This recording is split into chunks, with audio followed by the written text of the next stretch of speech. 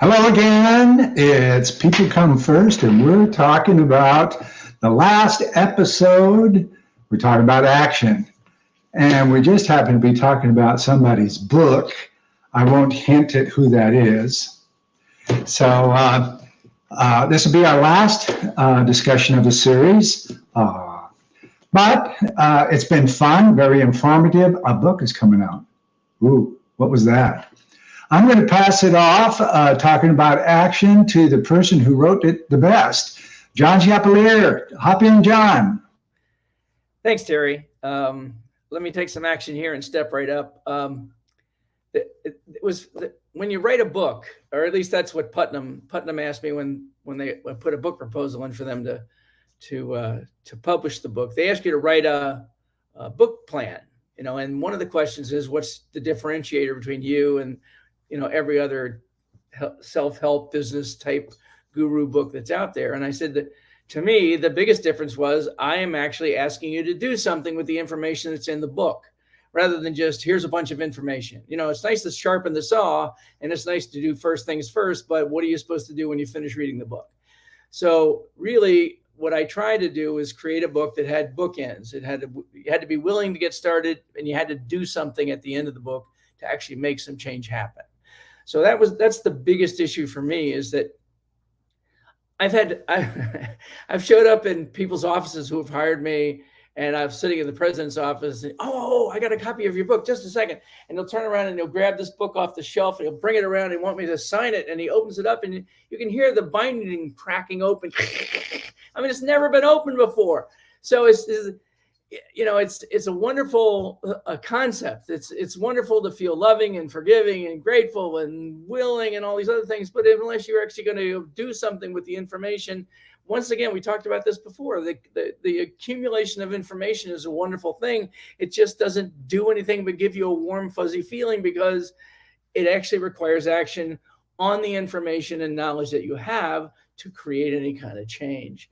I used to talk about it without trying to be too, smarty. It was that hope and faith are wonderful names for daughters, but they really aren't a lot of help when you're actually trying to create positive change.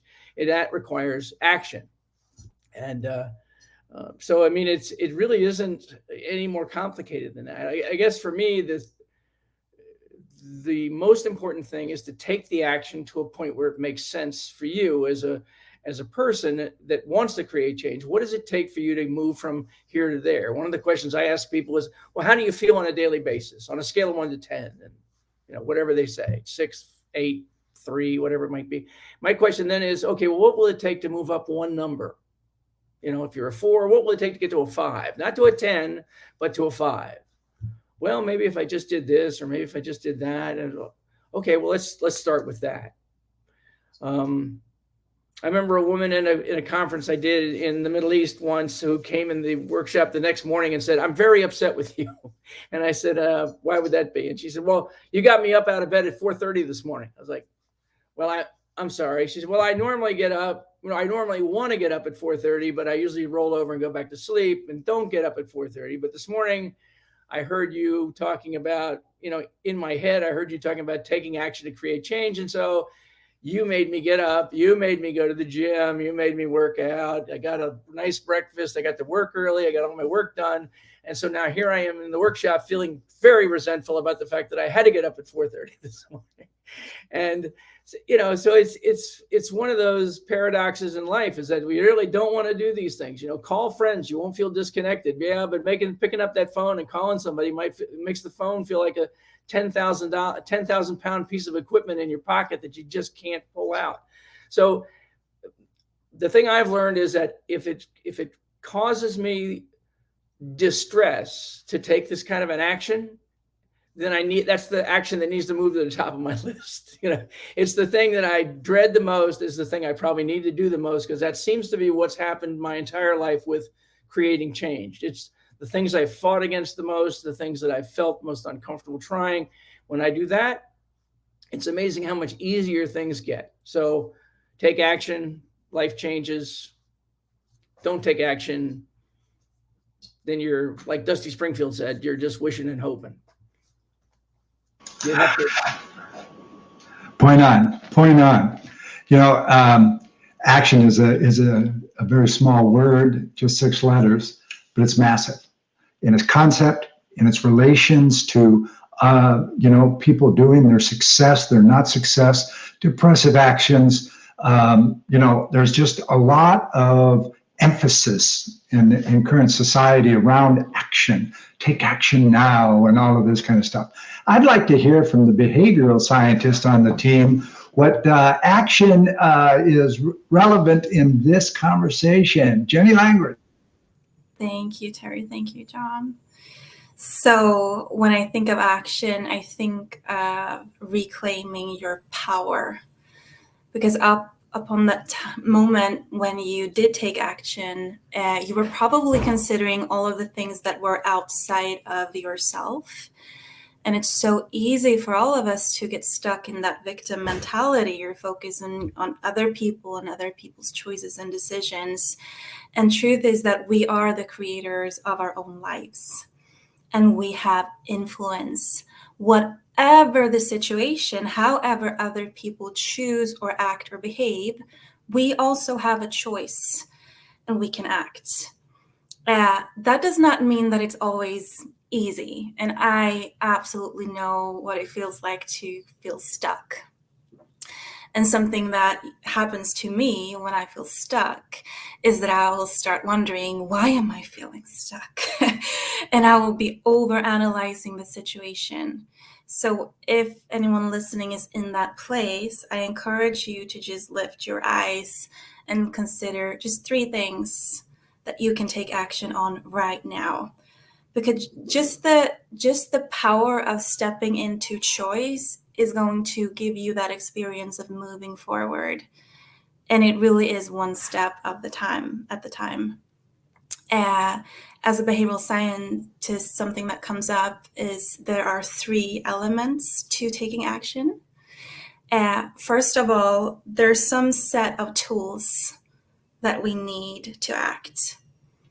Secondly, there's a piece of understanding that we need to understand how to use those tools. And also it's important for it to, for us to have the experience that it's meaningful to take that action. So there are definitely conversations that we can have around action in the long term. But if you're feeling stuck, then just look for 3 simple things that you can do right now and step into your choice and enjoy that flow of reclaiming your power. Did I say behavioral scientist? Oh, yes, I did. Linda Vetras-Nichols, my business partner and love of my life. Hop in here. Thank you, my love. So Terry and I raised kids in separate marriages. He raised a daughter, I raised a son and a daughter. They were active kids and very smart, too smart for their own good sometimes, I'd say. And so I remember, so when it comes to the word action, that's just like a trigger word, like, wah! And I remember my son, even like at age 5, he couldn't like sit on a chair and do a timeout. It was like the one cheek sneak, So what I tapped into is what he enjoyed, what was pleasurable for him. And he didn't even like have a door on his room. He was in kind of a den area. We were out in Connecticut for about 3.5 years. And so I had him just be with his Legos when he just needed to chillax. And and he was supposed to like be in his room doing it. He was half in and half out of his room on his tummy doing his Legos. And with any kind of an attention deficit, it's more like they can go into a hyper focus, and that's what I could easily get him into a hyper focus with his Legos. And then I had peace for like 2 hours straight. It was incredible. So that's where I go when I think of action. And then I think back to the days of like procrastination and why I'm not getting stuff done. I was just kind of frozen with the idea of goals and I have to get something done. And when I switched that over to my pleasure list and what is it that I really feel like doing right now in this moment, and have a list of things, with outcomes that I'm choosing. I can just shop around on my list, and it's really easy for me to keep myself busy, if you will, and also be taking breaks to go for a walk or go camping or whatever. So that's my say in it. Yes, my saying it too. So, what's Terry have to say? So, let's talk. Action is quite interesting because presence is the point where manifestation becomes action. So, if you can think it up and be present with it, things start happening.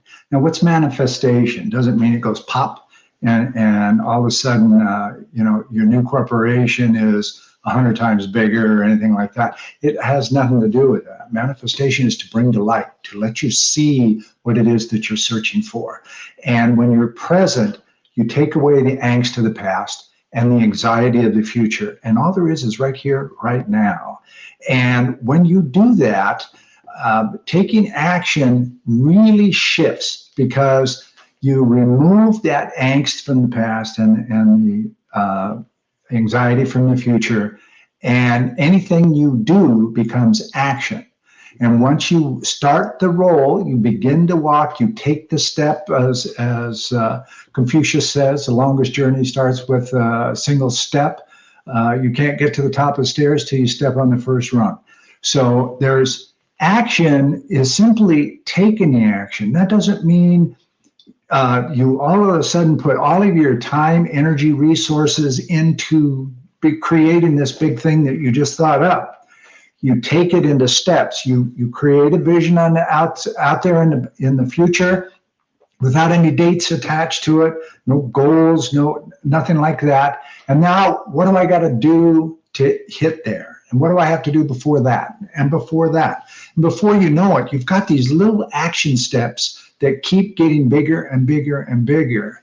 And they become easier and easier because why? You're getting all this experience from what you've been doing. And each time you stop along the way, you're gaining knowledge. Every so often you stop and you analyze what happened to your favor and what didn't, good or bad, however word you want to use. But the key here is to take action and to move forward.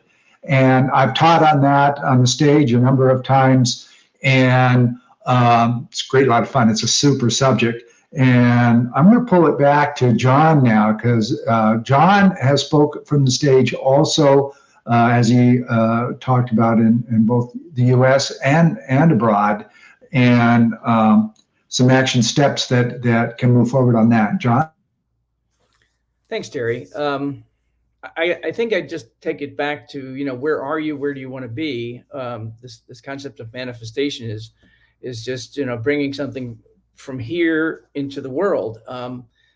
Linda and I just put together a post sometime. I'm kind of blurred on all the posts that Linda and I have been putting together, but one of the things that I've always said is there's two steps to everything that's ever been and that humans have created. And that is that we have to first, create it in our minds, and then we can create it in the world.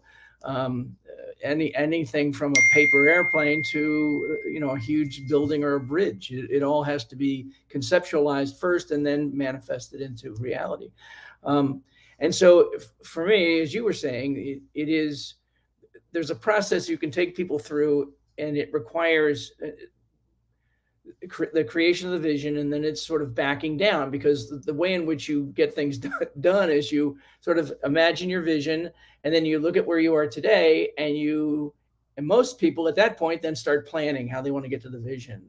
And what I've learned over time, especially with my daughter, who has always been an event planner, when she used to work with me, I did a lot of work on events, and she did all the planning of the events. And she would plan backwards and execute forward. And it makes it much easier if where do you want to be, in 6 months? Okay, well, then what would I need to do next? And then what would I need to do next? And then what I need to do next? And it comes down to the point of, well, what do I need to do next? Which is, I need to go make sure I have an account at the bank so I can put money in the bank, versus, oh my gosh, I got all this money. What am I supposed to do with it? And when she would do weddings, her thing was watching the car drive away. It's kind of like the last thing she does. And then she works her way back to, and now I need to get a deposit from the bride so I can start hiring people.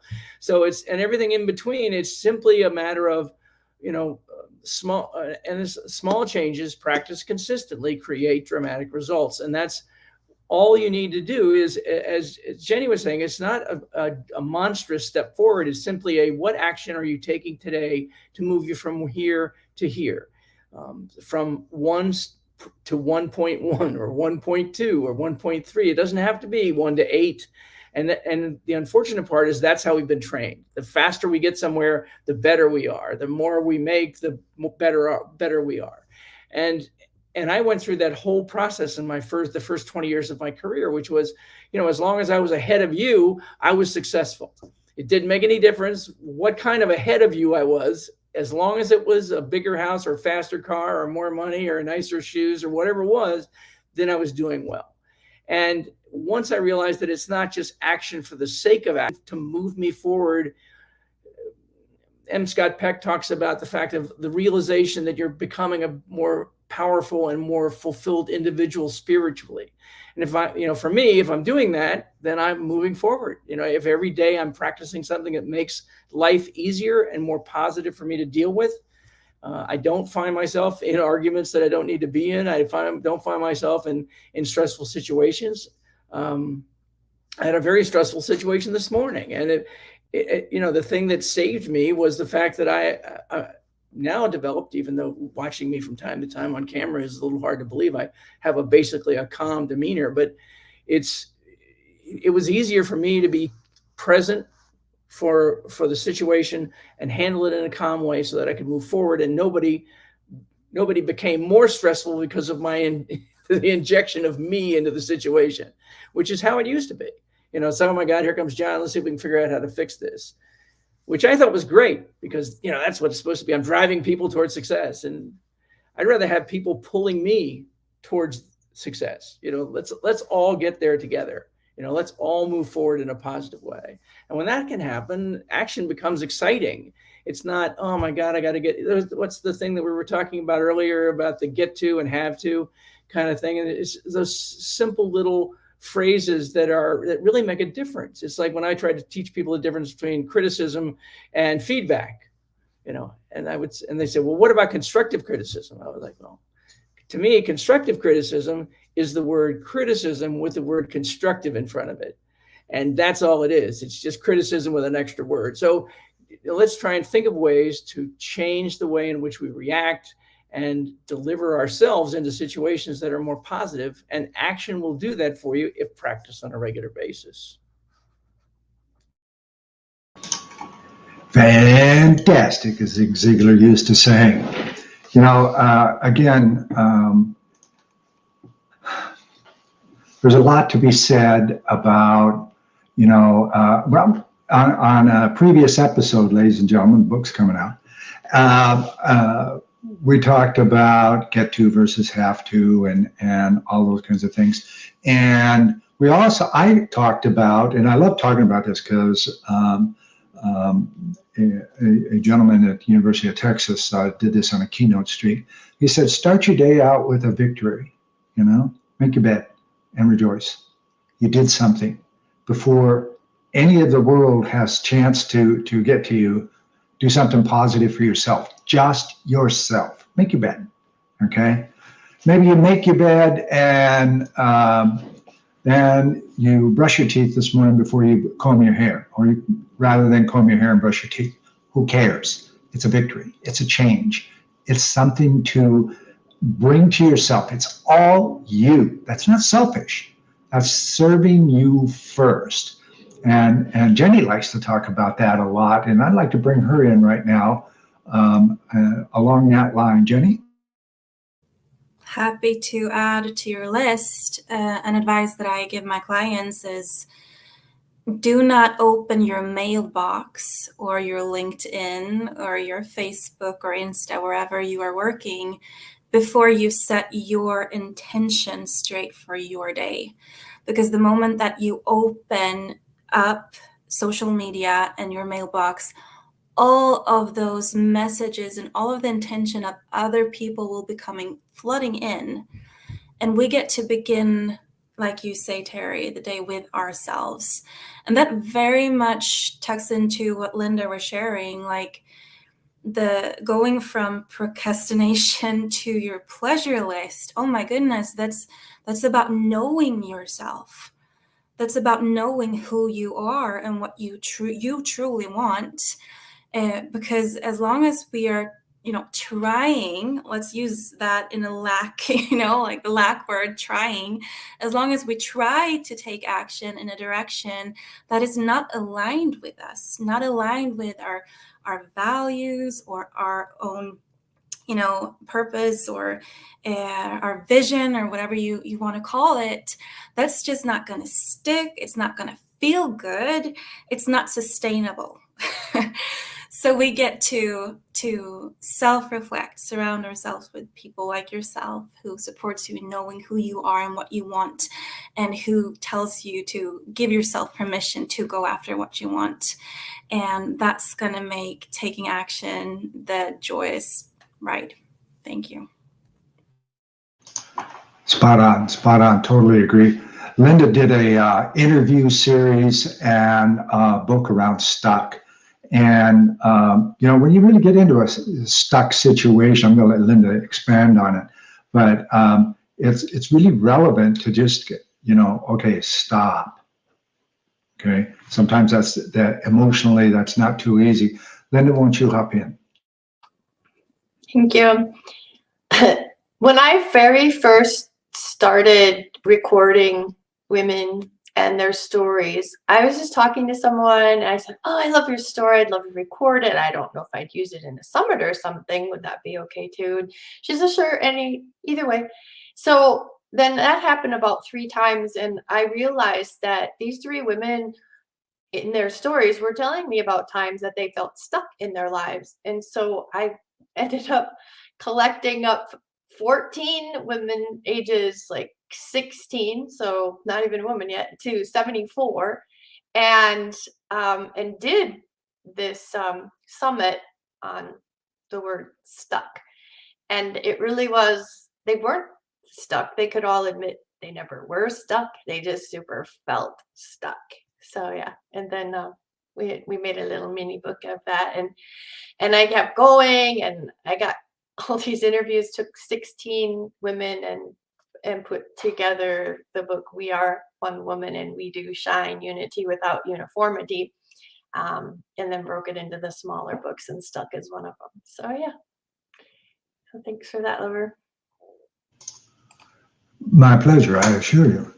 It's great knowing you and let alone working with you as my business partner, because we're the dynamic duo of transformation. And when we're working together, we're at SteamYard. And so I'd like to expand on that, this whole relevance around how much action you take for you to feel better or anything like that. Action is picking up a book. Oh, did you see this book before? And it can be very little.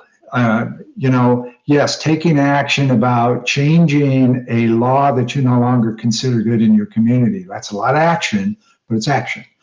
And, that takes a lot more planning, obviously, than deciding what you're going to have for lunch. And for some people, that can be a crazy-making affair. It's like, oh, there's food, I got this, I got that, I only got 15 minutes, blah, blah, blah, blah, blah. Forget all of that. Reach into the refrigerator, grab an apple or something, and worry about lunch later. You'll get around to it on your schedule, not on the time clock. People relate to this clock situation on a regular basis, and it works negatively to you. It never works to your advantage, okay? Because everything you do is not with your full thought and presence, because the only thing you can think about is the damn watch and the clock or the sales goal. It's getting towards the end of the month. What can I do to get those last sales? And before you know it, you're manipulating your reports a little bit. And then you're dropping this little lie. And then to get that final sale, you end up lying a lot to a customer to get a sale that, if you would have just been honest, probably would have still gotten the sale. But more importantly, you probably would have got another customer for life because you're honest and forthright to them. And you are their consultant about, you know, what it is that you do. Everybody sells widgets, but somebody sells the widgets a little bit different, and they're a little different color or whatever it is. Still a widget, still gets the job done. However, when you customize it to your customer and you relate directly to them as your customer and a friend, and creating a relationship, we talk and teach. Linda and I talk and teach about relationship marketing. You know, it's all about building relationships. People send you people when they trust you. You know, it takes a lifetime to build up trust with somebody and 2 seconds to lose it for good. So that's all part of the whole greater whole. Let's do a round robin. We're rounding down to the last discussion. Anybody want to hop in? I know Jenny will agree with me that taking a nap is taking very important action, or a bath, or both. Love that, Linda. Yes, scheduling rest is an activity. And if I have planned to rest this entire day, my schedule is full, I can tell you. Absolutely. Something I can, see is holding my clients back to take action is the fear of making the wrong choice. So we spend a lot of time around talking about what is that even? Like, there's no wrong choices. There are no, good choices. They're just choices. And sometimes I'll tell them, like, you can't make the wrong choice. It's just a choice.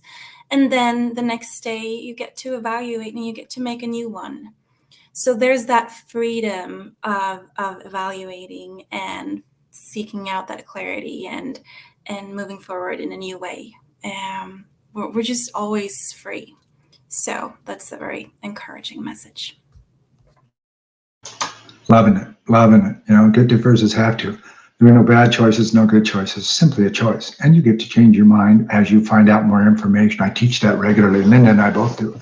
And you hear it in a lot of our clients' vernacular. They're going from a place of self and positive influence rather than negativity.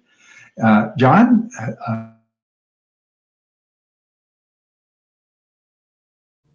John, you're muted.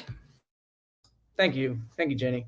The thing that for me, and it's something I keep on my desk in addition to this, but one of the things that I do keep on my desk is this fear statement that Marianne Williamson wrote that I don't know if anybody else is, I'm sure everybody's probably read it, but one of the things that's really important that is reflected in this statement, and it's too long for me to read as a wrap up, but I will say the key here is a fear of success. Not so much a fear of failure. It's like, okay, now I'm here. It's the dog chasing the bus. Now I've caught the bus. Now what am I supposed to do? And that's why I don't bother to chase. That's why I don't bother to try and, say, why aren't you taking this last step? Why aren't you taking action on this? And well, the answer is, I'm afraid that if I actually succeeded, then what'll be, then think of all the things that'll be expected of me, and then I'll have to be different.